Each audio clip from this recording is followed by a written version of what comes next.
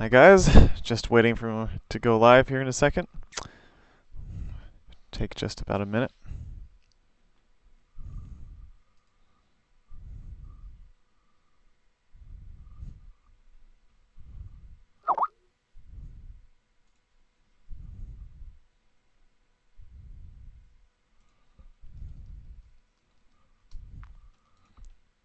Hello everyone, good to see you again. This is my, I'm Ryan. This is my fourth live stream, and I do live streams every 3 times a week. So on Monday, Wednesday, and Friday. I might up that later on Hello everyone. to See you again. every single day. I'm not really sure exactly yet, but it's been pretty quiet so far this week since the market's opened. And so let's go over a couple of things. Okay, so right now the euro is looking pretty flat. It's still in this range that we've been talking about. I'm not sure. I think other traders have been talking about this as well. So it's been kind of flat. But it's been doing this kind of bounce back up and down thing that just not really sure where it's going. My initial impression was that it was going to continue down, but until the ECB press conference on Thursday, I think this is going to continue to bounce up and down for the next few days. So that's what my outlook on the euro, US dollar. I think it's going to be pretty flat. Not a lot going on there. Let's see, the US dollar, Japanese yen. Well, let's get into real fast why I trade only 8 pairs. So you can see it at the bottom of my chart. I only trade these few pairs. I stick to the majors and a couple of volatile pairs, and I try to stay away from correlations as well. I stick to just these 8 pairs, although I could trade a lot more. I have experience in a lot more pairs, but I stick to these pairs because I feel like the less pairs that I have, the more I can concentrate on their movement, what they're doing, how they behave, what's normal, what's not. And the less pairs I trade, the more I can watch that. And so I can figure out the behavior of each pair that I trade. I think it's really helpful to me.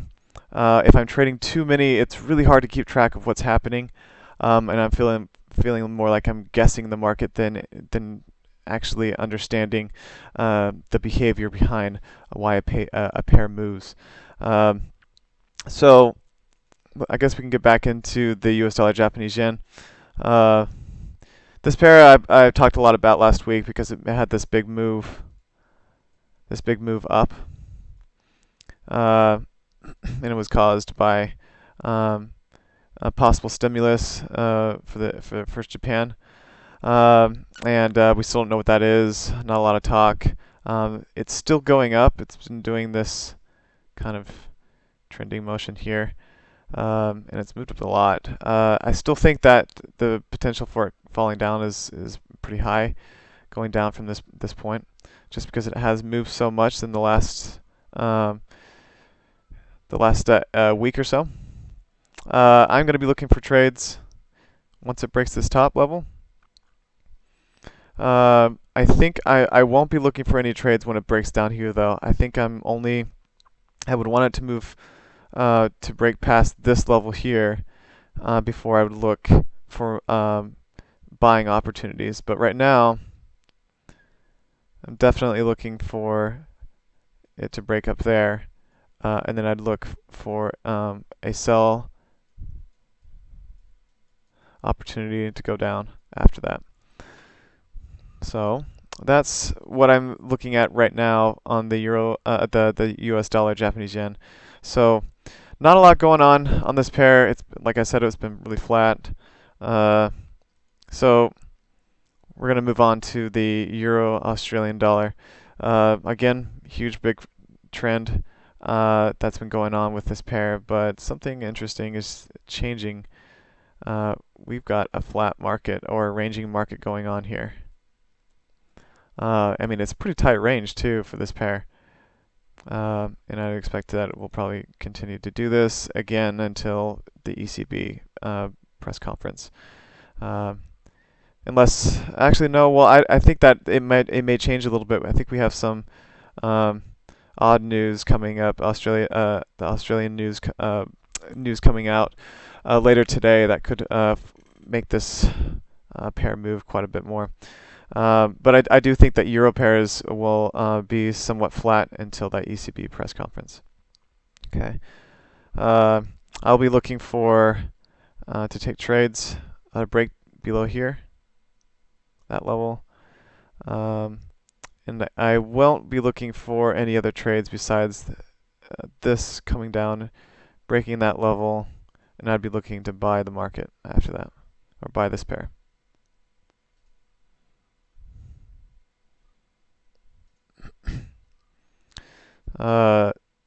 We are now on the Australian US dollar. Now, this has been a lot like the Euro Australian dollar, and it's been doing a trending pattern. This one's been pretty clean.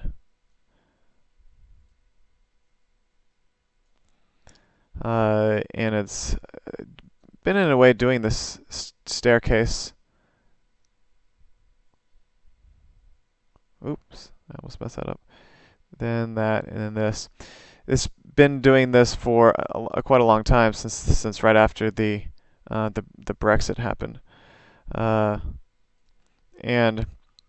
I have traded some on this pair recently. I think I went over some of the trades last week.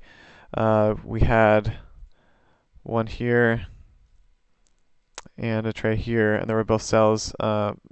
Both successful, but because I was in another trade, I didn't want to over-risk my account, so I did not end up taking these trades.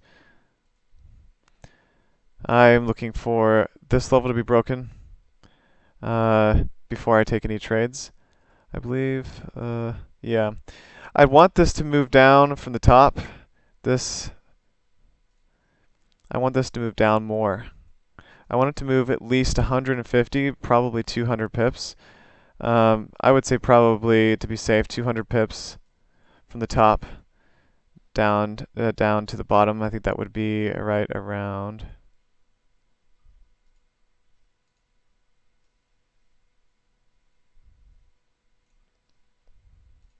So that would be in here, in this area. So I'd want this to move down quite a bit more before I take any buy positions with the trend. You could be looking for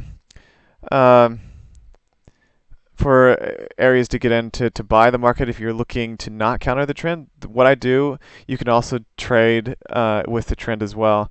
I said before, somebody asked me if I could trade this with the trend, and I said yes, but it's something that I had not tested, although I do think you would have success doing it.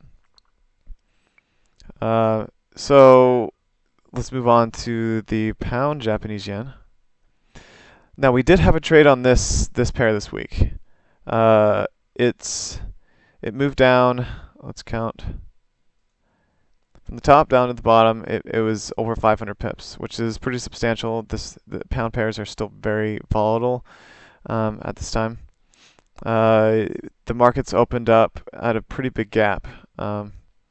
We had a gap. It closed here, and then we had a gap all the way up there, which was about 90 pips, which is pretty substantial. And then I saw this candle, this green bullish candle, close inside and giving us a really good harami right here. And we had a new low that was made with this bearish candle down here. And then we had the harami right after that. And that was basically right after the market opened. Now, that was technically a good trade for us to take, but it was right after the market opened, and I think the spreads were really high. I had guessed over at the time, so I ended up not taking this trade here, but it did move up very, very quickly right after. Give me 1 second. And so this was a good trade. The spread might have been pretty high. I would guess when the market opened, it would probably be around 10 pips for most brokers. If you, for me, it was at least using Oanda. Um, and they have wider spreads there, but no commission. So I think my spread was about 10 pips. So it's likely I probably wouldn't have taken that trade, even if I was at my computer screen at the time. But it was good nonetheless. So my outlook on this pair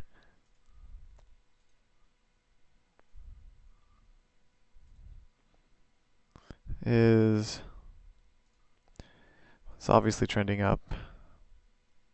I think it's going to go back up again. And if it does go down, I'll be looking to potentially buy again if it breaks that level down here. I might be looking to buy into onto the pound again, but I do think it's on its way back up, which is weird because things are still are not great in the UK, at least not yet. All right, so let's 1 second.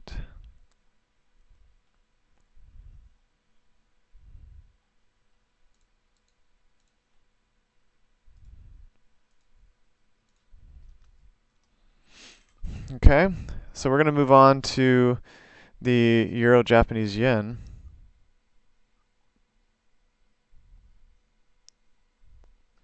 Maybe I can ask a question real fast. We have a couple of questions. Hey Ryan, do you have a link on your profile on SimpleTrader, please? I do.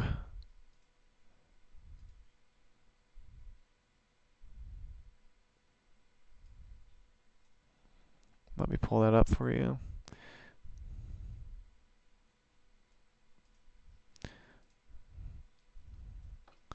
There's my URL. And let's refresh my page here so I could talk about it real briefly. So I'm still in profit. I'm still just about 6%. I did have my loss recently. I was really smooth going. I had my first loss on this account. Before this account, my last loss was in February. Then I had the loss just recently, last week, and been making a decent profit back. Out of 2 days, I was able to make close to 1% back in the loss. So right now I'm sitting on a 4.73% loss for the month, but I still have 2 weeks left to see what I can do. All right. So the next question is, you don't look at daily charts or 4-hour? I look at daily charts to see where the support and resistance levels are. So if I'm entering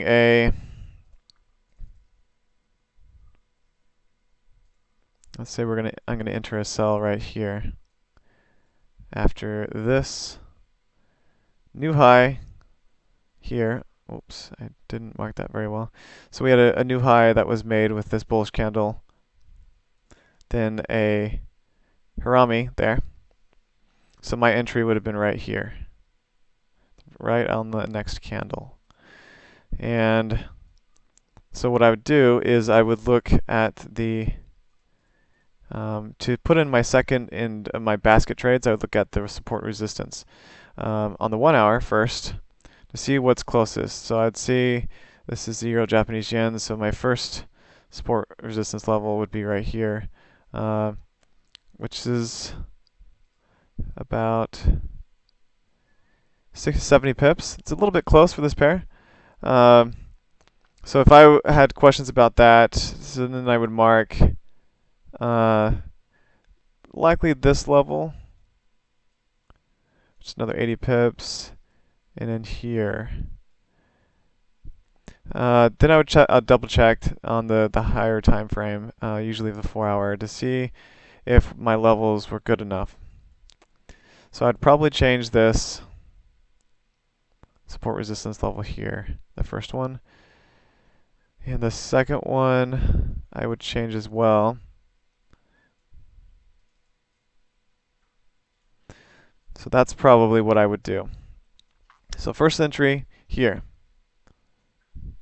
So that would be, my first entry would be right here. So on this line.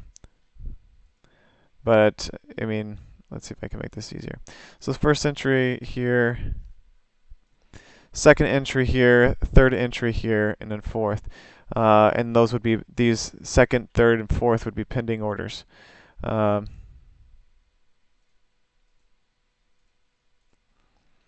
And I would enter them on the support resistance that I see on the 1 and 4 hour. I don't usually check the daily charts since I think they can be useful, but I don't think it's necessary. I don't think it's necessary. So that's what I would do on that pair for that particular trade in regards to what charts I use. Okay, let's delete these lines. Okay. So we did have a potential trade on this pair early when the markets opened. Same situation that it was same as it was on the pound Japanese yen, where we had a new low, a big bearish candle went down. We had 300 pips from the top to the bottom, and we had a Harami candle here. Our entry would be directly on the next candle. So right here.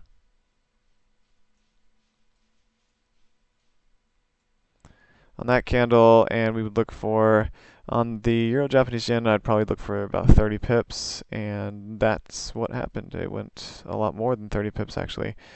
It was right when the markets, it's the hour after the markets opened. Like I said, I had guess over, so I didn't see what the spread was, but I would imagine that it might have been still decently high. And I don't like to take trades when the spread is too high, more than triple what it typically is. This trade ended up moving 65 pips in our favor. I did not take that trade though.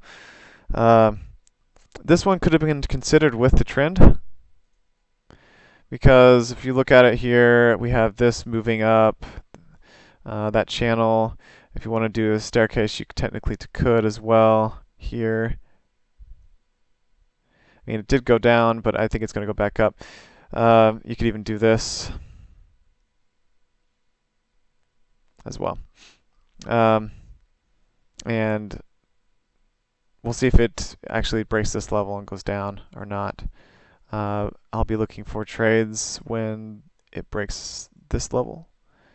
So I want it to go up and then break that level, and then I'd be looking to sell the market after that. Okay, let's see. Let's pop in for some questions. Anybody uses fundamental analysis instead of pure technical? Pringles. There are some people that do. They're basically strictly news traders. I find that news traders do a lot of quick trades. If maybe not necessarily scalps, but they are in the market quickly and out usually pretty fast as well. I use a combination of both. I feel like technical to me is more important, although a fundamental is still very close second, because you have to know what's going on with your pairs, with the market, and because if something bad is happening with the economy in Europe, or an attack, a war, or a terrorist attack happens, then you have to be watching your pairs, so you know what's going on, what's causing the pair to move in this direction. Is it technical? Or is it fundamental? Is it, so you have to try to weigh those things out, so you know what's happening with the market and with the pairs that you're trading. Because if you don't know why they're moving, then that could be a potential problem with how you trade. So I think they're both very important. Okay. Yes, Josh, you're right. I think some do. Oh yeah, Pringles believes, I believe fundamental stuff trumps technical. I also I agree that the fundamentals do run a lot of the market. Yes, technical is. This is my opinion. I think that technical analysis is important. I mean, we have our levels. We look for whole and half numbers for areas where people are going to use to take profit on or buy in or sell into the market. I feel like technical levels helps guide people or traders with their ideas of what's going on in the fundamental market. So if things are looking bad in Europe, then it's likely that the people are selling the euro.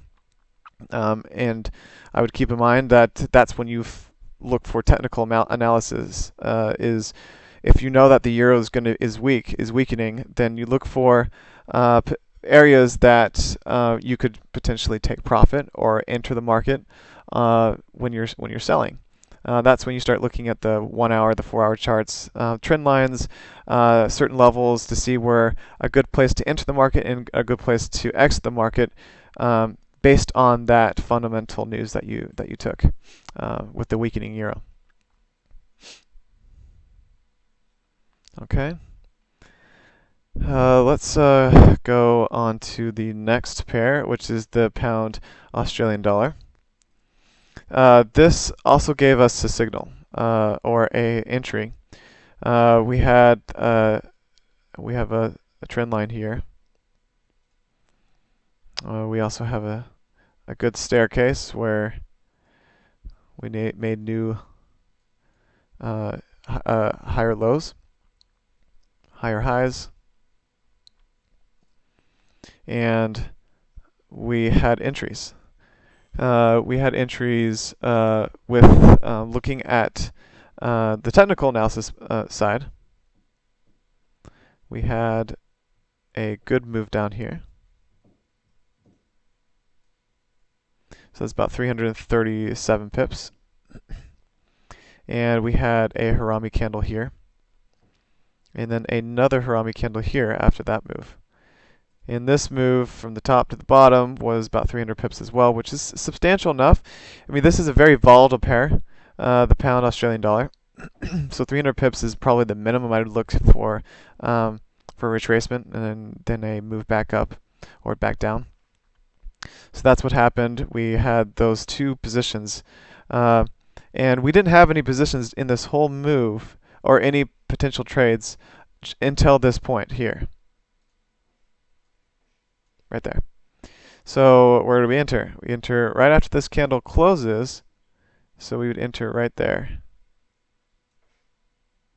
And we'd look for 30 to 50 pips on this pair. So we had successful trades here and here. You could look, if you want to counter the market, or the pair, you could. This is not a good reversal candle for me. It didn't meet my criteria. It was close. It didn't. I talked a little bit about that on Friday. There were no reversal candles in here either. There was one here though. Right there. Made a new high. This level was broken here, and we had a Harami candle here. Market did go down a bit. It didn't go a lot, but if you look at it, I mean, it's very volatile, so it moved 50 pips. So if you're looking for 30 to 50 pips, definitely got a profit there. All right.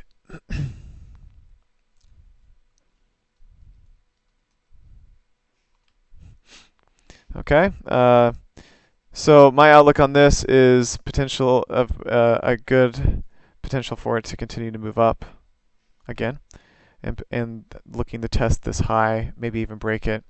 I'd be looking for this level to be broken at this point before I would enter any sell trades or shorts to go back down. Okay.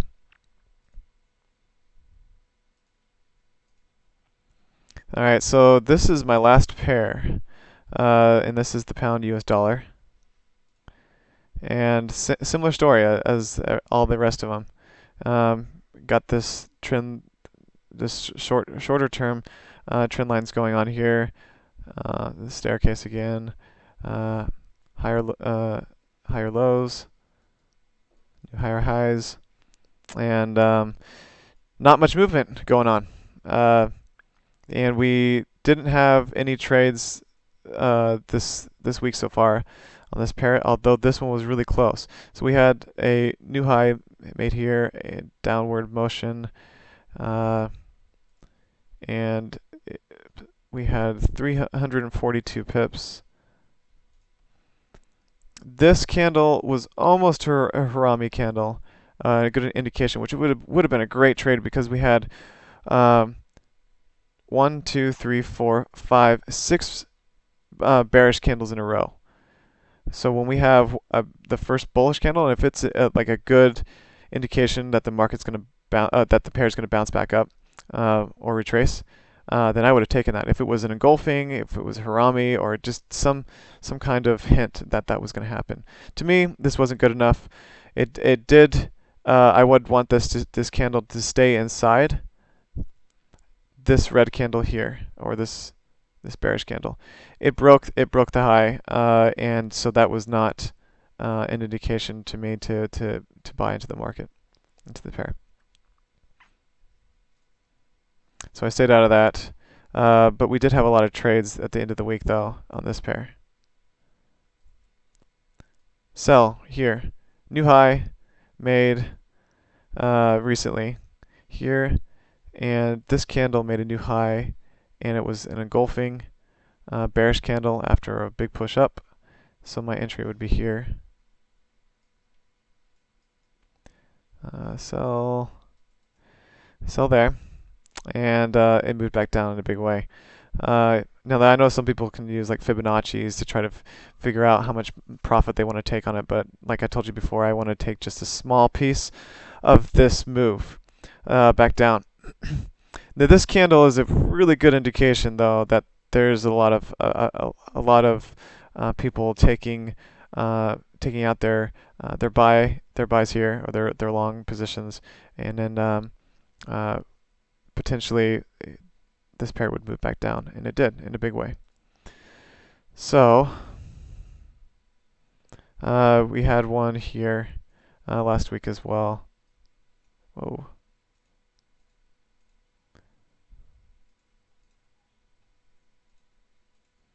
I talked about a couple of these late last week, but I think I should go over a few of them again just in case you missed.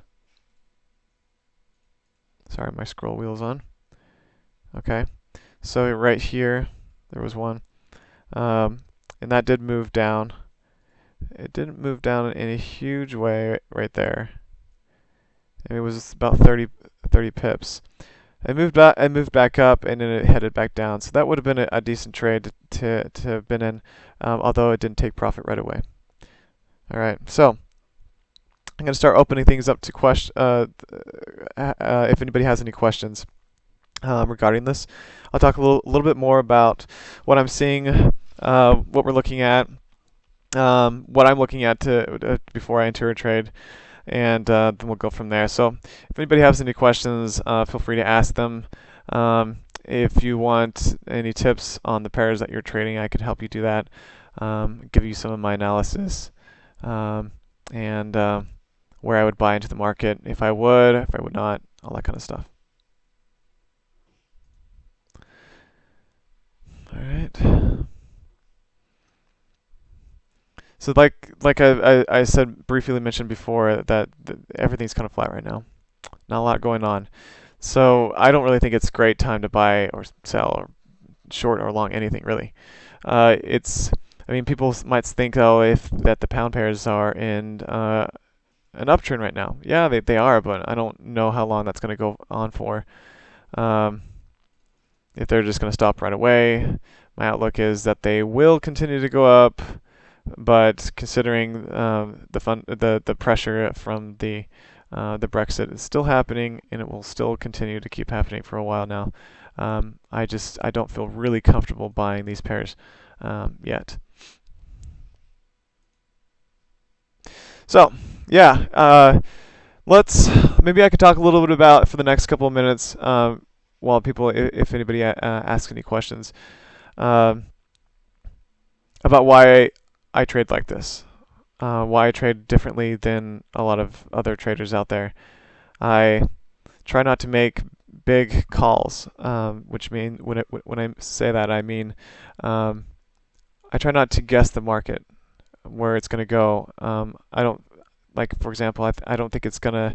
I think it's gonna go 50 pips in this direction. I'm not gonna do that. I just don't think it's valuable trading because I'm still trying to guess.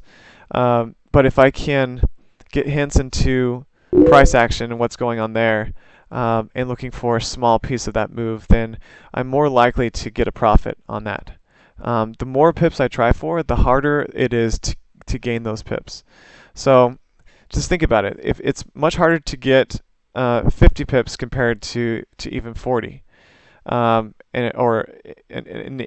it's much harder to get 80 pips than even 70.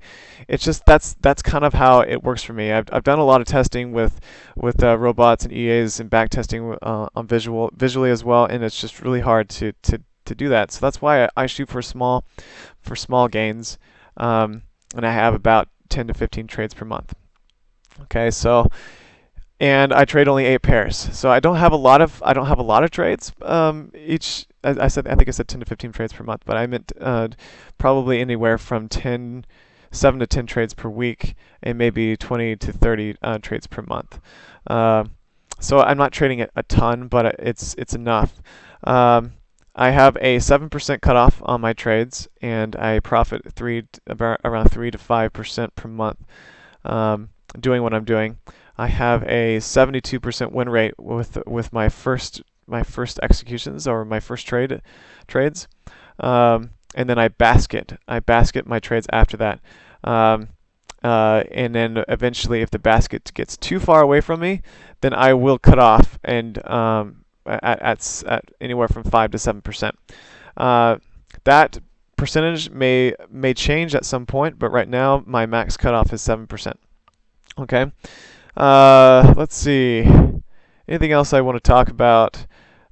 You can trade this method with the trend if you want, and I gave examples of that on the pound Australian dollar, where you'd enter here and you'd enter here. This is definitely with the trend. Higher lows here, higher highs. So this would be entries with the trend, and those would be great trades, especially if you're looking for bigger profit. So this trade would move above and break that level. This trade would potentially move above and break that level. That's if you really got guts and you're going for a lot of pips, though, guys. I mean, going all the way to this level, that's a 300 pip gain. And like I said before, the more pips you shoot for, the harder it's gonna be. So any questions? Any more questions? It doesn't look like anybody has a ton of questions today. It's probably because the markets are so dead. I don't have any positions in, so that's why I was going to just maybe cut it shorter today, because I don't have any trades to talk about, and there's not a lot going on in the forex market today. So I'll wait another 20 to 30 seconds to see if I have any last minute questions, and then I think I'll end for today.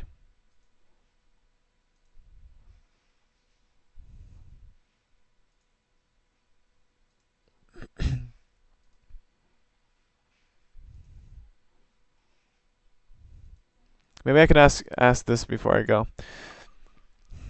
How many of you guys are trend traders? And how much would you be willing to change if you were a trend trader? Do you always want to stick as a trend trader, or have you ever thought about countering the trend like I do? Has that even come across your mind? If it hasn't, I would say give it a thought. All right, that's it. I'm going to end for today, and we're going to see you guys on Wednesday. Hopefully I'll have some trades in.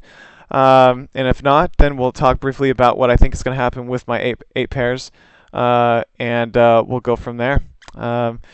And I hope you guys have a great next couple of days, and happy trading, and good luck.